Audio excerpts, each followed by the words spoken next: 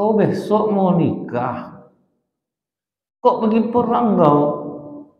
Kalau aku masih hidup, nikah aku besok ya Rasulullah. Kalau aku mati, kan bidadari istri aku. Oh itu, langsung dia perang. Selesai perang, ditengok Rasulullah jasad-jasad sahabat yang meninggal. Pas nampak jasad Said As-Sulami, itu menangis Rasulullah terseduh-seduh. Ditanya lagi, terus kenapa engkau tersenyum tiba-tiba ya Rasulullah? Aku tersenyum ketika Allah memperlihatkan rumah di surga untuk Said As-Sulami. Begitu indah, begitu luas, itu yang membuat aku tersenyum. Tapi kami melihat sepertinya engkau memalingkan wajah, seolah-olah kau benci dengan Said. Bukan.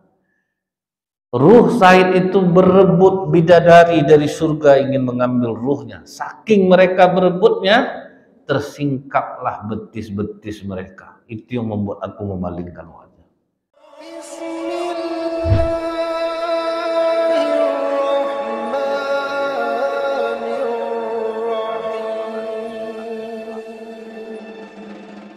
Apa kata para ulama? Kita ini harus banyak mencari aib diri kita sendiri daripada membahas aib orang lain.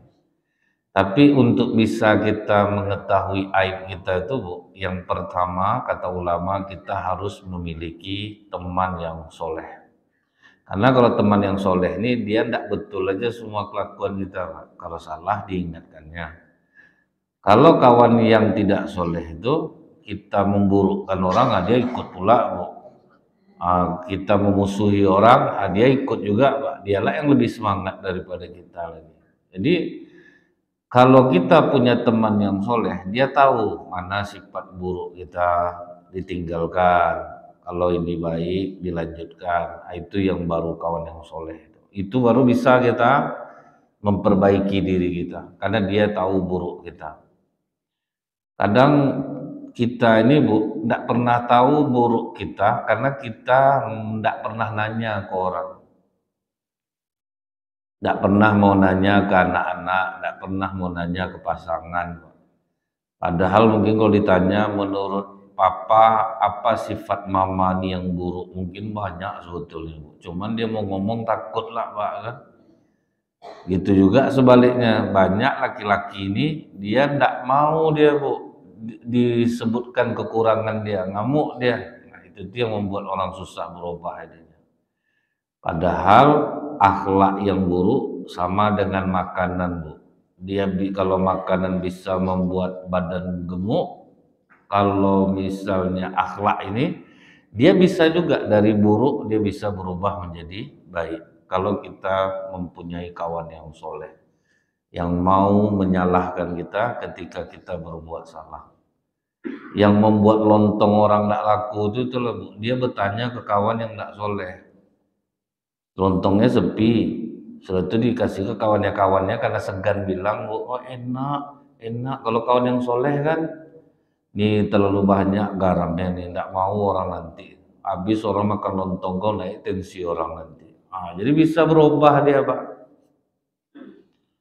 Itu yang membuat orang, Bu, rasanya dia lontongnya ini enak, tapi orang sepi gara-gara dia bertanya ke kawan-kawannya yang menyenang-nyenangkan dia aja. Jadi orang-orang yang baik, kalau dia mau berubah, dia harus punya teman yang soleh, yang bisa membimbing dia kepada arah yang lebih baik. Nah kemudian yang kedua, Bu, untuk mengetahui aib kita ini, dari mulut musuh kita, dari orang yang membenci kita. Karena orang yang benci sama kita, dia tidak pernah nyanjung kita. Jadi dia paling hafal buruk kita tuh. Kadang lebih tahulah dia buruk kita daripada kita sendiri. Jadi kalau kita memanfaatkan mulut orang yang benci sama kita, kan di situ kita lebih mudah, Pak. Oh ini kelakuan aku rupanya. Mana yang benar kita rubah. Jangan ajak-ajak ibu tuh main arisan. Misal dengar orang dia tuh tidak pernah mau bayar tuh, kalau udah dapat dia tidak bayar dia lagi. Ya kan? Jadi kita tahu. Oh ini memang kelakuan aku nih, dulu di masjid itu gitu juga, sudah aku dapat jula-jula nak mau aku bayar lagi, misal gitu, Pak, ya. Akhirnya orang benci sama dia, Dari mulut buruk orang tuh di situ kita bisa juga berubah. Jadi jangan orang yang benci sama kita tuh kita musuhi pula dia. Kadang dari mulut dia tuh kita tahu bahwa ternyata kita tuh banyak kekurangan. Yang ketiga, cara kita untuk bisa mengetahui aib kita ini, sering-seringlah hadir di majelis-majelis ilmu seperti ini. Jadi dari situ kadang kita dengar, oh ini tidak baik, ini baik. Dari majelis ilmu seperti inilah. Nah yang keempat itu yang puncaknya meneladani sifat Rasulullah, akhlak Rasulullah, sehingga kita bisa menjadikan perbandingan seberapa jauh lagi akhlak yang harus kita teladani tentang Rasulullah SAW. Nah, itulah 4 cara itu. Nah kalau kita lihat Bu ya, kemarin kita udah membahas tangisan Rasulullah, lebih banyak menangisi orang lain. Nah itu kan akhlak mulia. Kalau kita kan menangis karena tagihan, karena uang sekolah anak belum bayar, uang semester belum bayar, anak nakal, suami jahat, istri jahat, itu kita nangis doa. Kalau Rasulullah lebih banyak berdoa itu untuk orang lain, bukan untuk diri beliau sendiri.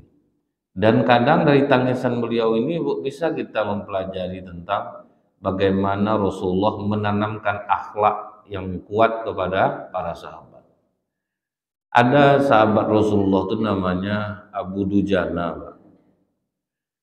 Padahal kan rata-rata sahabat itu semua udah tahu orang yang duduk sehabis sholat subuh berjamaah sampai waktu syuruk, kemudian dia tutup sholat sunat 2 rakaat, kan tahu kita pahalanya umroh dan haji mabrur, sempurna lagi.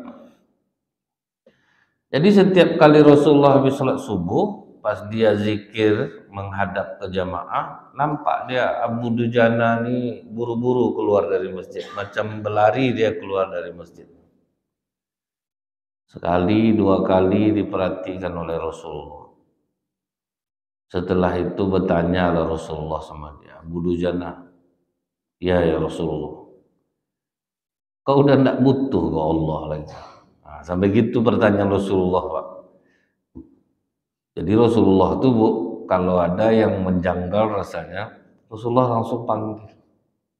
Kalau kita kan ngomong di belakang, tahap apa yang dikejar, ya lari-lari, dia pulang. Akhirnya kita suuzon jadinya.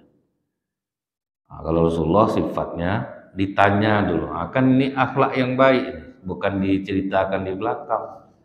Kita kadang ada orang buruk di belakang, kita cerita sampai di depannya tidak tersampaikan Bu. Nah, di belakang aja kita ngomong. Jadi Rasulullah dipanggilnya Abu Dujana ini. Kau tidak butuh lagi Allah. Kenapa gitu ya Rasulullah? Ini udah beberapa kali aku perhatikan, habis sholat subuh kau langsung lari pulang. Kata Abu Dujana ini, aku bertetangga dengan seorang laki-laki munafik ya Rasulullah. Dia punya pohon kurma yang sebagian buah kurmanya itu mengarah ke rumahku. Dan gugurnya kurma dia itu setiap waktu subuh. Aku ini hidup kekurangan ya Rasulullah. Sering di rumah itu kelaparan. Kalau aku lambat pulang, aku takut anakku yang lapar bangun, diambilnya kurma tetanggaku itu dimakannya. Bagaimana nanti pertanggungjawabanku di sisi Allah? Berarti kan anakku makan buah kurma haram. Oh, begitulah kuatnya Pak. Rasulullah menanamkan kejujuran kepada para sahabat. Masalah kecil saja Bu jadi besar sama mereka. Untuk masalah yang buruk tidak ada toleransi. Makanya aku lari setiap habis subuh itu Rasulullah ke rumah. Aku kumpulkan kurma tetanggaku itu. Besok paginya aku antarkan balik ke rumah dia. Itu kejujurannya Pak. Pernah aku lambat pulang dari masjid. Rupanya anak aku dimakannya kurma itu Rasulullah. Dia pas bangun. Aku peluk anakku itu, kupaksa muntahkan, nak muntahkan. Suruh muntahkan. Ada ndak sanggup kita berakhlak seperti ini? Kalau sempat tuh Bu ya, kawan ibu yang setaat ini mungkin azab kena cemee tuh, Pak. Macam alim betul kakak maka masalah itu sebesar pula muak lah nengok dia banyak orang soleha dari dia lagi. Anak macam dia nih betul. Jadi masalah tuh Pak. Lihat Bu, berapa jauhnya kita lagi dari akhlak yang seperti itu. Jauh Pak. Jadi kita tidak bisa bilang oh aku ini udah rajin sholat. Dia patokannya sholat kita ini bisa tidak memperbaiki akhlak kita, mau tidak kita menuntutnya. Teladan nih Bu ya, dia sama sekali tidak mau mengambil kurma tetangganya itu. Padahal jatuh ke halaman dia. Ini berat loh Pak. Karena kita tuh selalu mencari alasan Bu ya, kalau udah ke arah rumah kita ya untuk kita lah. Kan kalau prinsip kita kan gitu Pak kan. Ayam bertelur ke halaman rumahnya Bu, nggak ada, jadi telur aku, ngapa ayamnya dilepaskannya? Kan kita gitu sistemnya. Hilang elem di Ramayana, diambilnya lah elem orang, ya ngapa elem saya hilang, kayak mana lagi? Hilang sendal dia masjid, sendal orang dibawanya kan Bu ya. Saya tidak salah, masalah saya sendal saya dicuri orang lah, jadi balas membalas kita nih ada, padahal kita udah rajin sholat nih Pak. Mana ada kita yang seteguh ini, masalah kurma sedikit aja nggak mau dia Bu ngambil. Nah, jadi dari sini bisa kita bandingkan, waduh masih jauh kita lagi, belum hebat kita. Mungkin kami ustadz ini pun Pak ya belum sanggup yang seperti itu lagi, yang kuat menahan diri dari godaan amplop yang lebih besar daripada masjid lain. Nah, itu tuh berat tuh Pak. Bisa ceramah tempat kami Ustadz, tapi amplopnya segini, enggak masalah Pak, kami enggak ada mikir-mikir masalah itu. Datang masjid satu lagi di hari yang sama, bisa ceramah tempat kami Ustadz, amplop ada sekian juta, bisa Pak, dibatalkan yang kecil dari itu. Nah, itu masalah itu aja udah banyak yang limbung. Jadi saya terasa betul tuh Pak, masih jauh kita lagi. Macam itu Abu Dujana itu tegar Pak. Rela kelaparan daripada harus memakan hal yang haram walaupun hanya masalah kurma. Menangis Rasulullah dengarnya Pak. Kata Rasulullah, siapa yang bisa memanggilkan tetangga Abu Dujana? Suruh dia kemari. Dipanggillah oleh orang. Datanglah tetangga itu. Jadi gini kata Rasulullah, kebetulan beberapa tangkai kurma kau itu kan mengarah ke rumah Abu Dujana. Abu Dujana ini dia sering kelaparan. Aku janjikan pohon kurma di surga untukmu. Jadi kalau udah dijanjikan Rasulullah pohon kurma di surga, artinya dia akan masuk surga juga tuh Pak. Berikan kepada Abu Dujana satu batang kurmamu itu. Oh, enggak bisa Rasulullah. Aku kalau berunding sama aku jangan masalah pahala-pahala surga-surga itu aku nggak mau tahu.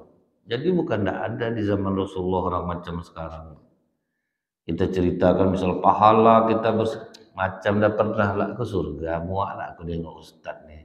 Surga macam kan tahu lah dia. Kan sekarang kan sering seperti itu. Di zaman Rasulullah itu pun ada.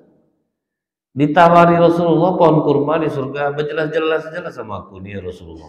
Nggak usah cerita-cerita surga nih, kita di dunia sekarang. Kalau aku mau ngasih kurma aku tuh, sorry dulu, ya nggak bisa aku. Datang Abu Bakar Siddiq. Aku ganti harganya dengan satu batang kurma terbaik di Madinah. Berarti sekitar berapa? 70 juta. Mendengar itu, runding yang kayak gini setuju aku nih, jelas nampak duitnya. Itu Pak, itu makanya kata Abu Dujana dia laki-laki munafik. Kalau macam ini jelas nih mau aku. Makanya kita tuh banyak Bu, betul kata Allah tuh wailul lil mutaffifin, jangan menjadi orang yang curang, cirinya alladzina yaktaluna idzal Kalau kita membeli ke orang minta dilebihkan. Kalau misalnya orang ke kita, sering kita mengurangi.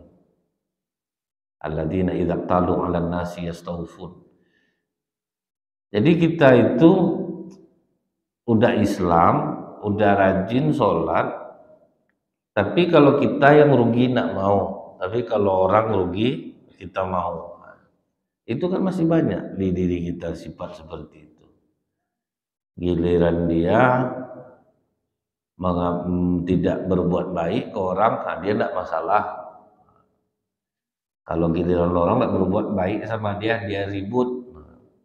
Jadi kalau kita mau menyadari ini, Pak, ternyata ini akhlak yang sangat berat tetapi sangat terpuji. Kalau kita amalkan, Bu, akan menyejukkan jiwa kita. Cobalah, Bu, ya, bertahan kita. Tidak mau melakukan hal-hal yang buruk dalam mencari rezeki. Berkata jujur, apapun yang terjadi, wah mungkin lapang jiwa dibuatnya. Nah, setelah diganti oleh Abu Bakar Siddiq, terpikir oleh kita, ngapa ndak duit itu aja dikasih ke Abu Dujana? Kan lumayan banyak tuh, Pak. Bisa dia cari kurma. Nah, itulah kehebatan Rasulullah mendidik sahabat. Tidak ada Rasulullah Abu Bakar ajak dia kerja sama kau biar apa dia berenak hidupnya. Kalau kita kan suka gitu, nampak orang susah, mau kerja sama ibu, mau kerja, tidak usah dirubah takdir dia, biarkan dia dengan takdir dia, yang penting kita bantu dia. Anak kecil nengok ke pompong, Bu, nampak dia ulat mau keluar dari kepompong itu, kan susah keluarnya, Pak. Kecil lubangnya untuk menjadi kupu-kupu. Datang anak kecil nih, Pak, dibantunya, dibesarkannya lubang kepompong tuh, mati kepompong tuh jadinya, karena badannya tidak kuat. Dia justru kena lubang kecil, itulah yang menguatkan badan dia. Jadi biarkan orang dengan takdirnya. Tidak ada disuruh Rasulullah kerja kau sama Abu Bakar, tidak, biarlah tak kerja dia apa sekarang. Yang jelas tadi dia mintanya apa? Kurma itu halal untuk dia makan, ya udah itu aja. Padahal duit banyak dikasih Abu Bakar nih ke Abu. Kalau kita tuh gini aja lah Abu Bakar, duit aja lah kasih aku, biarlah aku cari lain. Kau cerita macam itu. Sahabat tidak. Kalau kita sekarang ini banyak dramanya gitu. Kadang udah jadi modus tuh, setiap masjid saya mu'alaf, butuh makan. Nah, saya tidak ada kerjaan. Coba apa, Pak?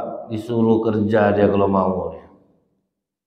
Nah, itu aja lah kerja dia, menipu ke sana ke sini, pergi ke masjid-masjid. Yang anak saya sakit lah, yang apalah. Oh, di zaman Rasulullah mana ada yang seperti itu. Nah, kita itu yang gampang simpati. Di Masjid Nurul Yakin, modusnya apa kemarin? Pura-pura pingsan ketika sholat. Jatuh, dia sengaja dicarinya di saf yang kedua. Jadi kan orang ramai menampungnya. Sudah itu alasan dia udah 2 hari jalan dari Kerinci, ditipu kawannya ngajak kerja, kasihanlah jemaah, banyak jemaah nyumbang. Dipesankan travel, dia mau pulang ke Sumbar, sampai di Panang turun dia. Nelpon orang travelnya, turun dia balik. Aduh. Kalau kita udah tahu sistem di zaman Rasulullah macam ini, tidak kan kita tuh mudah aja ngasih. Kalau kita tahu lah, Bu, ya, makanya aturan bersedekah dalam Islam tuh, ya, karib, kerabat, orang dekat, tetangga dekat, supaya kita tahu betul keadaan dia gitu.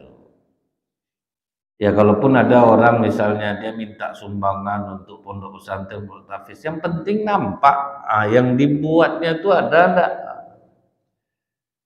Jadi jelas nampak kita apa yang dibuat. Kalau kita tahu cerita Abu Dujana ini, tidak ada disuruh Rasulullah, kau besok gini aja daripada payah kau hidup macam ini, kau kerjanya sama Abu Bakar bawa dia. Tapi Rasulullah tidak. Rasulullah tidak tanya apa pekerjaan dia, yang penting tetaplah seperti itu. Karena kadang Bu, niat kita baik, orang belum siap nerimanya Pak, akhirnya jadi rusak. Dulu ada 5 orang pemuda Bu, di masjid di daerah Jalan Dili ini Pak. Tiap hari sholatnya ke masjid berjamaah 5 waktu, taat ibadah. Ada pengusaha di situ, nengok anak-anak muda ini rajin, kalian mau buka usaha biar bapak modalin. Orang tuh belum siap nerima lagi, begitu dimodalin tidak ada ke masjid lagi satu pun, Pak. Padahal dia udah bagus-bagus kemarin nah. Jadi biarkan aja orang dengan takdirnya dulu. Tidak perlu kita niat mau merubah dia. Cuman apa yang bisa kita bantu, bantu dia. Contoh yang kedua, Bu. Rasulullah waktu pulang dari perang Tabuk, Rasulullah bersalaman dengan orang. Begitu dia bersalaman, saking tebalnya tapak tangan sahabat ini, Pak, terkejut Rasulullah, Pak. Tebal betul tapak tangannya. Ditanya oleh Rasulullah, kenapa tebal betul tapak tanganmu? Aku ini bekerja sebagai pemecah batu ya Rasulullah, dari pagi sampai sore untuk memenuhi kebutuhan istri dan anak.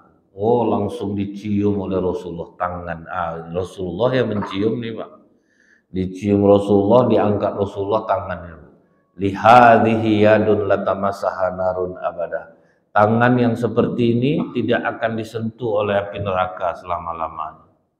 Tidak ada diajak Rasulullah, kau kasihan kau nih, Abdurrahman bin Auf, tolong ya, catat nama, masukkan ke tempat kau. Tidak ada.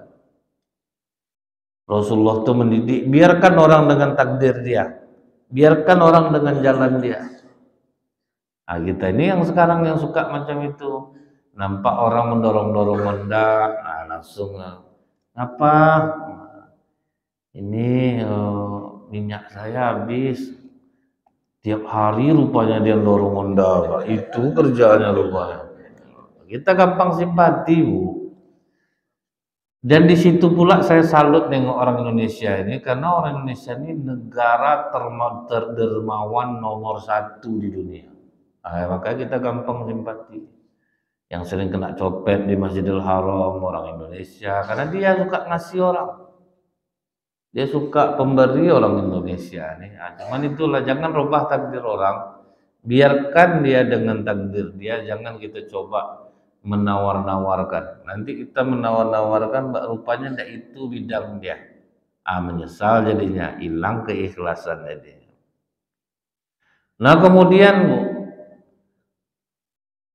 pernah Rasulullah sedang ceramah, bertanyalah seorang laki-laki, nama laki-laki itu Said As-Sulami. Ya Rasulullah, apakah tubuhku yang pendek ini, kulitku yang hitam legam, mukaku yang jelek ini tidak akan bisa masuk ke surga ya Rasulullah? Tersenyum Rasulullah. Allah tidak memandang rupamu Said. Allah tidak memandang wajahmu. Allah tidak memandang warna kulitmu. Allah hanya memandang ketakwaanmu kepada Allah. Tapi kenapa kau bertanya seperti itu Said? Tidak mungkin kau tidak tahu bahwa di sisi Allah yang utama itu adalah ketakwaan, bukan bentuk dan rupa. Masalahnya Rasulullah, udah 8 kali aku melamar perempuan, kena tolak terus saja aku.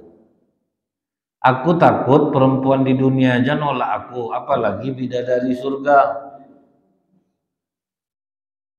Lihat Bu, Rasulullah mendengar dia udah 8 kali melamar perempuan kena tolak. Maka kata Rasulullah, kau kenal dengan Ammar bin Wahab? Kenal ya Rasulullah, dia punya anak perempuan namanya Atika, wajahnya cantik. Katakan kepada Ammar bin Wahab bahwa aku akan menikahkan kau dengan anaknya. Wah, dapat rekomendasi Rasulullah. Tapi ingat, rekomendasi Rasulullah betul. Kalau dalam masalah jodoh, orang nolak tidak ada masalah, Pak.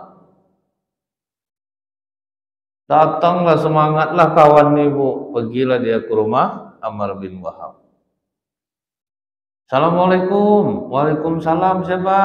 Said. Begitu keluar, ngapa kau Said? Aku kemari, Rasulullah ingin menikahkan aku dengan putrimu. Ah, kau jangan macam-macam kau Said. Kau jangan kau jual-jual sama Rasulullah. Aku nak mau. Ndak aja kau mah anak aku cantik, kau macam ini wajah kau. Sorry lu Said, ini ndak bisa kau bohong-bohong kau aku sampaikan ke Rasulullah. Ah, kalau kau ndak percaya, terserah kata Said. Pas Said pergi, keluar anak perempuannya. Ayah siapa tadi? Said As-Sulami. Ndak aja kata dia mau nikah dengan kau. Atas perintah Rasulullah. Mendengar itu apa kata anaknya, Pak? Ayah, kalau Rasulullah yang menghendaki itu, berarti Said As-Sulami bukan orang sembarangan. Cepat susul ya, sebelum ayat Al-Quran turun berkenan ayah menghina Said. Kejut ayahnya. Jadi Bu ya, perempuan dia boleh memilih, terserah dia. Tapi ini sangat hormat kepada Rasulullah Pak. Itulah bagaimana tuh sampai sepenurut itu sama Rasulullah. Aku mau ayah. Aku mau nikah dengan Said. Cepat susul lah ya. Itu juga macam perempuan-perempuan di Palestina, Bu. Jadikan kami istri kedua, ketiga, keempat, asal suami kami Brigadir Al-Qosam. Orang tuh ndak milih lagi, Pak. Ini bayi udah banyak mati nih. Kalau ndak banyak pula menikah, nanti jadi istri kedua, ketiga, keempat nggak mau tuh tambah hilang populasi. Di Gaza tuh aneh Bu, 4.000 orang mati, 4.000 bayi lahir Pak. Karena mereka ndak peduli lagi. Jadikanlah kami istri kedua, ketiga, keempat. Asal suaminya mujahid. Karena kalau mujahid itu bisa memberikan syafaat kepada 70 keluarganya. Itu keyakinan umat Islam. Jadi kalau sebetulnya Bapak Ibu, orang Israel sekarang ini tidak ada satupun yang berani masuk ke kawasan Gaza. Mereka dikasih Allah rasa takut yang teramat sangat. Takut orang Pak kalau sama orang Islam ini, sebab apa Bu? Orang Islam mati syahid Pak. Apa enggak tambah kuat dia berani dia? Banyak yang terkencing-kencing dalam celana itu Pak, tentara Israel. Takut Bu. Udah dikepung Gaza, tapi tidak ada sekarang yang berani mau masuk ke dalam tuh, takut. Udah berapa lama nih Pak, tidak masuk dia kan? Takut Bu. Tentara itu tuh mujahid Islam ini tidak ada Pak, mereka syahid itulah. Karena kalau mereka syahid banyak keutamaan. Jadi kalau kita lihat orang-orang di Palestina itu, dia melihat dari sisi yang berbeda. Kita dikasih Allah nikmat untuk mati syahid. Nah, itu kata mereka Pak. Beda cara mereka memandangnya. Wah langsung lah Bu, cepat-cepatlah bapaknya nih Amr bin Wahab ini menyusul Said As-Sulami. Rupa Said As-Sulami sudah sampai di tempat Rasulullah. Gimana Said? Bisa? Ya macam biasa lah ya Rasulullah, kena tolak juga. Ini yang ke-9 nih. Tapi agak santai dia, karena dia udah pengalaman ditolak 8 kali. Itu enaknya Pak. Kalau kita udah banyak pengalaman dihina orang, tidak diacuhkan orang, tidak pengecil hati kita nih. Tapi cobalah Bu, kalau kita nih senang dipuji-puji, ya sekali kena maki mau mendemam dibuat. Jadi kalau kita yang udah biasa Bu, dimaki orang, saya tengok mulut orang di dapur-dapur rumah makan Pak, sadis-sadis rupanya Pak. Pantas kebal-kebal orang di rumah makan, nih mulut tajam-tajam Bu. Pokoknya ngeri lah. Nggak untuk ke manusia rasanya tuh. Tapi itu yang membuat dia kuat. Ingat saya dari tukang prasantan dulu ada dia, sampai dia menjadi kepalanya Pak. Kenapa? Pokok asal kebal telinganya Ustaz, jangan gampang kecil-kecil hati. Direndahkan orang, dihina orang, itu yang membuat kita kuat. Nah itu. Jadi kalau kita ini sering dimaki, dihina orang, itu rata-rata kebal. Cobalah Pak, tengok pengemis-pengemis itu berapa kebalnya tuh Pak. Udah kena kejar sama Satpol PP, besok datang juga balik, tidak peduli Pak. Akhirnya kita Satpol PP yang capek dibuatnya, Bu. Dia mau dihina kayak manapun, kau minta juga badan sehat apa. Nah, besok diulang balik itu. Kok bisa sekebal itu betul hati kita kan kalau begitu kalau nggak sanggup. Ah, belajarlah dari mereka.